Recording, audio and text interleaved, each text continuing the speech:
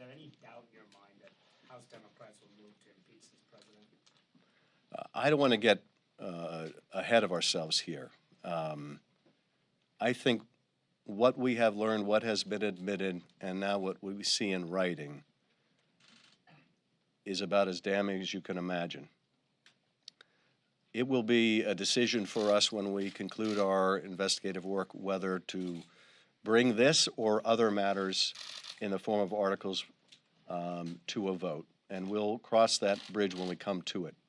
But no one should have any illusions about the seriousness of what is already uncontested. And that is the President of the United States has betrayed his oath of office and sacrificed our national security in doing so.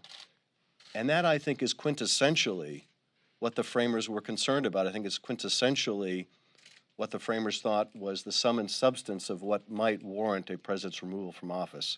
So I don't want to understate the significance of what's already been revealed, but I also don't want to get too far ahead of ourselves. Yes. Do you expect to hear from the whistleblower as early as this week? And what more do you expect to learn from him or her, or from the full complaint, that you can't already glean from the memo of this interaction between President Trump and his Ukrainian counterpart? Well, I certainly hope to hear from the whistleblower this week, and perhaps as soon as tomorrow after the director testifies.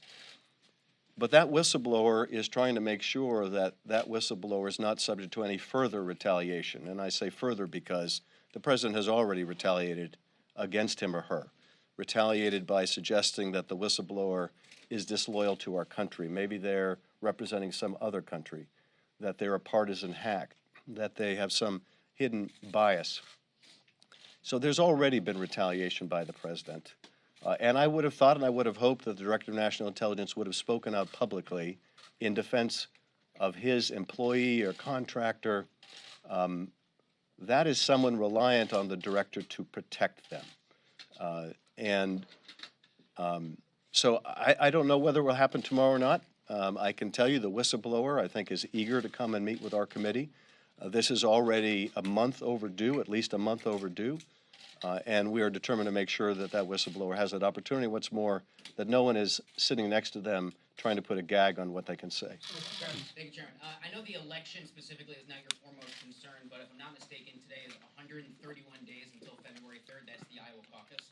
So I'm curious from your perspective, what does the timeline look like? How aggressively do you and your colleagues need to move so that you're not interfering with a presidential election? You don't get too late into next year's cycle. Is that a concern?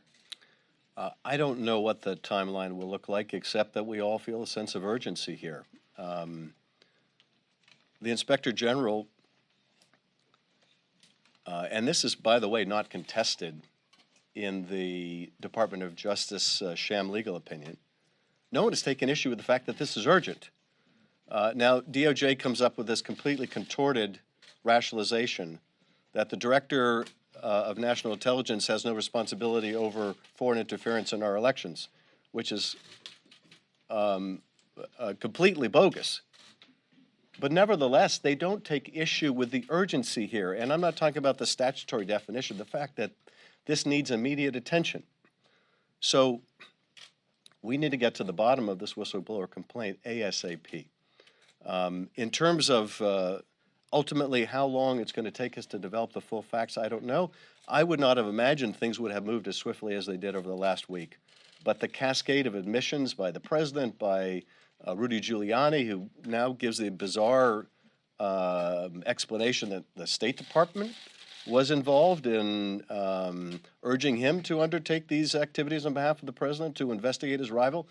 If he's being truthful there, and obviously that's a huge if, then there's a whole separate scandal involving the State Department, which, by the way, there probably is, given the circumstances of the firing of the U.S. ambassador to Ukraine. But I can't tell you what the timeline looks like. Yes. Are you expecting this complaint by the start of your hearing tomorrow? And can you talk a little bit more about what happens if you don't receive it, or what other questions you have for the DNI? Well, you know, I can only say that we've heard nothing from the White House. And frankly, the fact that this is a decision the White House is making is a scandal. If indeed the president is the subject of the whistleblower complaint, the idea that the president can control the subject of a complaint, can control whether that complaint ever gets to its intended recipient, that is the Congress, is a scandal. But nonetheless, we've heard nothing except through the media about White House intentions. In terms of the director's intentions, I guess we'll find out tomorrow.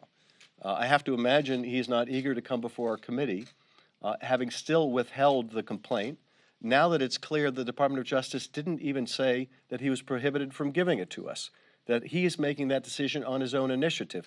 I mean, I find it troubling enough that he would seek an opinion that can be used as a pretext to keep this from Congress. And the director understood the contents, if it indeed involves this conversation, and just how scandalous and what a betrayal of the President's oath of office that those notes, not transcript, but notes reflect. I can't imagine he's going to want to come to our committee without having provided that complaint.